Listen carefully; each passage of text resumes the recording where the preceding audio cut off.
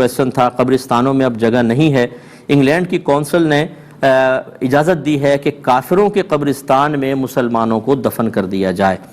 جب میں نے استفسار کیا تھا ان سے تو انہوں نے بتایا کہ ہوتا یہ ہے کہ ایک طرف کافر ہوتے ہیں ایک طرف مسلمان، لیکن قبرستان ایک ہی ہوتا ہے، کیا حکم شرع ہوگا؟ دیکھیں مسئلہ یہ ہے کہ جب تک ایک کافر زندہ ہوتا ہے نا، اس کے مسلمان ہونے کے امکانات تو ہوتے ہیں، اس کا حکم ایک علیحدہ ہوتا ہے، اس پر اچھے کام کی وجہ سے اللہ تعالیٰ کی رحمت بھی نازل ہو سکتی ہے۔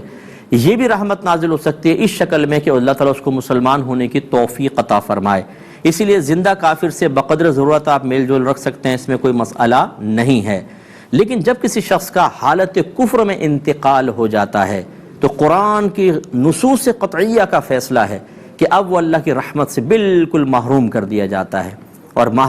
رحمت کا نزول اور لعنت کا نزول یہ ضد ہیں، سمجھ لیں۔ جب رحمت کا نزول ختم ہوتا ہے تو لعنت نازل ہونا شروع ہوتی ہے۔ تو اچھی طرح یاد رکھیں کہ اگر کوئی مطلب اللہ کا انکار کرتے ہوئے، قرآن کا انکار کرتے، ہمارے نبی کا انکار، اسلام کا انکار کرتے ہوئے انتقال کرے گا، وہ جہاں دفن ہوگا اس کا عذاب شروع ہو جائے گا، اور عذاب کے فرشتے آئیں گے اور اللہ کی لعنتیں وہاں نازل ہوں گی۔ وہاں ایک مسلمان کو دفن کرنا، یہ سمجھ لیں اپنے مردے کو ایک شدید ترین اذیت اور تکلیف میں مبتلا کرنا ہے، کیونکہ حدیث مبارکہ میں ہے نبی کریم صلی اللہ علیہ وسلم ارشاد فرماتے ہیں